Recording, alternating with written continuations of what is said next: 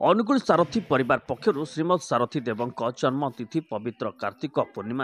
माँ बुढ़ी ठाकुराणी मंदिर में अखंड दीप प्रज्वलन और पूजा अर्चना कर अनुगुल रंतलई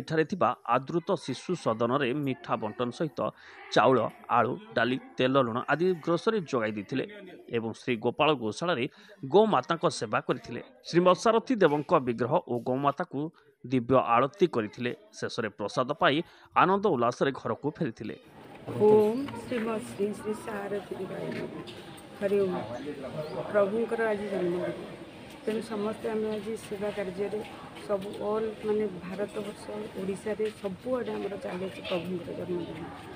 जी जमी सेवा कर पारा जो भाया सी सेवा दे पारा जेहेतु आम प्रभुंकर सब अनुप्राणित तेणु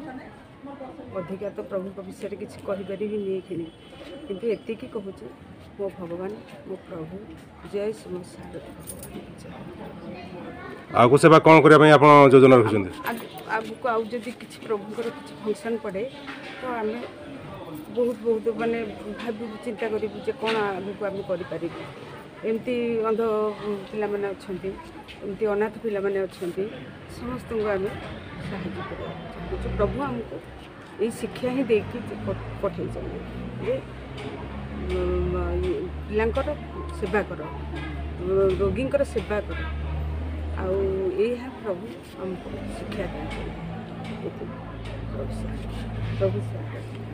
वास्तव में एभली कार्यक्रम समाजर मंगलकारी अटे बोली साधारण चर्चा होछि। श्रीमद सारथी देवଙ୍କ बाणी निजे बंच और अन्य को बंचाओ गरीब को देख गोविंद को देख बंची बेले रक्तदान मरीगला चक्षुदान एसबू बाणी रे अनुप्राणित होई भक्त माने आगकू मध्य निज सक्षम अनुसार सेवा कार्य जारी रखिबे बोली मत प्रकाश करथिले। चक्रधर स्वाई आज पवित्र कार्तिक पूर्णिमा रे आम प्रभु श्रीमद सारदेवंकर जन्मदिन उत्सव उपलक्षे आम माँ बुढ़ी ठाकुर पूजा अर्चना सारी आदृता शिशु सदन रे पिला किसी मिठा बंटन कलु आउ किसी चाउल ग्रोसरी जिन सामग्री जोगाई देइछु या पर आमर श्री गोपाल गौशाला आमर सेवा कार्य अच्छी एमती आगे आम प्रोग्राम जारी रहिबो केवल अनुगुल सारथी परिवार न ओडिशार सब प्रत्येक जिले में से बालेश्वर मालकानगिरी कोरापुट एमती आज आमर भद्रक गोटे रक्तदान शिविर चली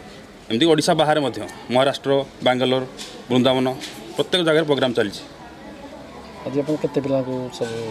आज हम 100 पिला अरेंज कर 100 पिला आस्थिले हाँ 100 पिला आस्थिले केते पिला छन पिला पाखा 100 प्लस अच्छा ब्यूरो रिपोर्ट अनुगुल लाइव।